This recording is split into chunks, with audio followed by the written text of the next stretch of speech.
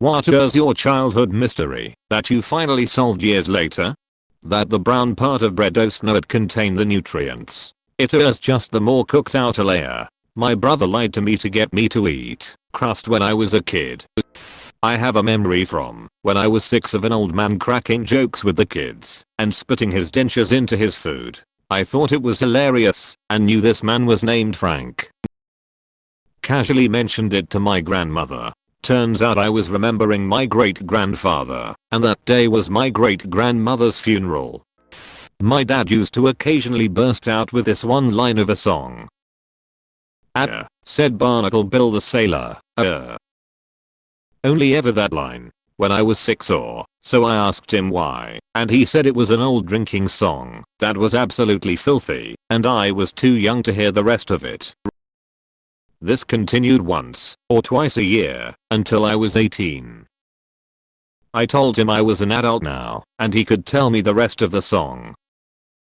I distinctly remember him looking up from the newspaper, sighing and folding it, then going, truth is I can never remember the rest of the song, and then went right back to reading the newspaper. Not the biggest mystery, but one day my friend was over in my house playing video games. My mom called us over to her room to help flip the mattress over. So we did. We then went to another friend's house. My mom calls that friend and says, there was two $20 bills on top of the dresser. Did you get them? I said no. I asked my friend. He said no. Like 5 minutes later, my friend says, if we want to go to the toy store, because he has $40 into $20 bills. I say yes, and we go, and he buys me a yo-yo or something. It took me years to finally realize that my friend stole the money.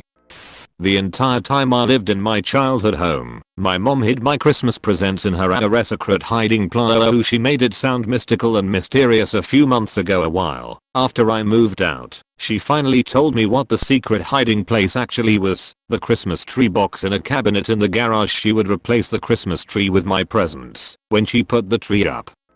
Growing up, I always insisted I liked the mashed potatoes at my grandma's house better than the ones my mom made at home.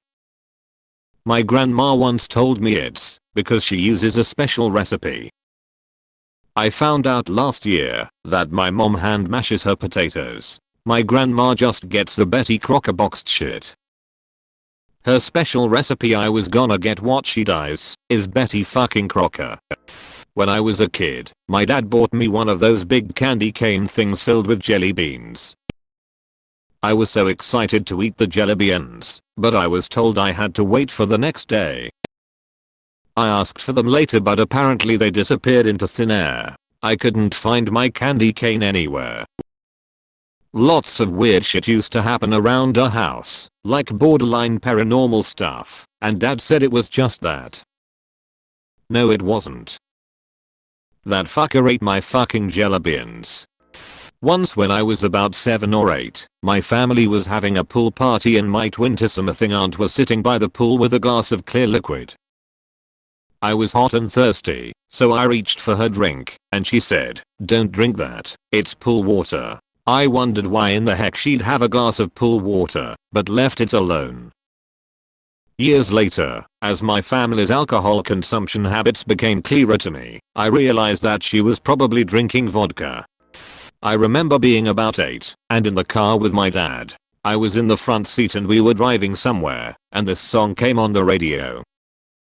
He cranked it and said something about it being the best guitar playing ever. He really jammed out, which was really uncharacteristic because he was usually so stoic. It was the only time I heard the song, and he died before I could ever ask him what song it was. When I asked around, no one knew WTF I was talking about or what song I was thinking of. So I had this melody in my head for years, but how do you look up a song that has no lyrics? So for years and years, this song stayed on the back burner in my brain. I was afraid to forget it. Somehow this story pops up when I'm like 26 or so, chatting with my husband and we searched YouTube for best guitar songs. After about 15 minutes, we find it. Asterisk CLIFFS of DOVER asterisk was a song that I'd burned into my brain on repeat for 16 years. Now I jam out to it with my kids. Edit. Thank you so much for the kind words and awards. I'm kinda speechless at how big this post got, but thank you. When I was in elementary school, I always wondered what the teacher's staff room was like.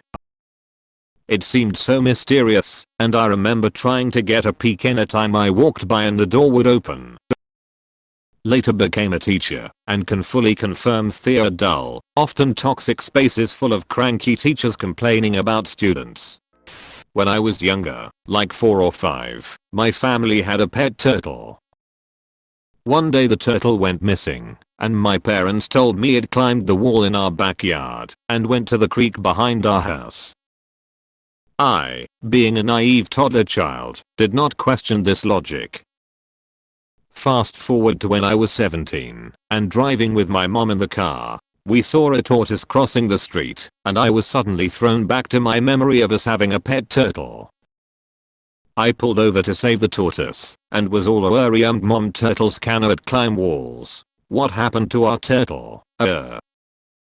Came to find out it had burrowed a hole in our lawn and my dad did not notice it until after he ran it over with a lawnmower. Since obviously it was easier to pick up the pieces and tell your kid it climbed the wall than admit you murdered it with a lawnmower. TLDR, parents lied to me about a pet going missing, and I found out it was brutally murdered, on accident, by my father. Reverse of this, as a kid, my dad would call me from the other side of the house to bring him something to drink from the kitchen. He always drank from a straw, and about first grade, I started getting annoyed at this, so I started poking a tiny hole in his straw as my own little vengeance. I didn't come clean about this until I was like 22 years old. The look on his face was priceless. It's like he instantly snapped back to then and knew exactly what I was talking about and just said, "Son of asterisk asterisk asterisk." You did, didn't you? He just thought we bought cheap straws. I visited my dad when I was 6 or 7 years old at the place where he worked, or so I was told. I remember remarking at the time, and people laughed at me because I said it looked just like a prison. The people laughing were the guards, and I was indeed visiting my dad at Terminal Island Federal Correctional Institution, where he was a federal inmate. Not sure if this is considered a mystery or not. My mother, who passed about in 2009, used to make a meatloaf every single year on Groundhog's Day. Every single year. Every single year she would tell us it was groundhog and I always thought it just tasted like ground beef, but I was kid. I'm 33 now. Last year I said something to my brother about it and asked if he knew where mom got the groundhog. I wanted to do that for son. My brother had no idea what I was talking about. I told him about it and he started laughing. My wife started laughing. My own son, who didn't know why, started laughing.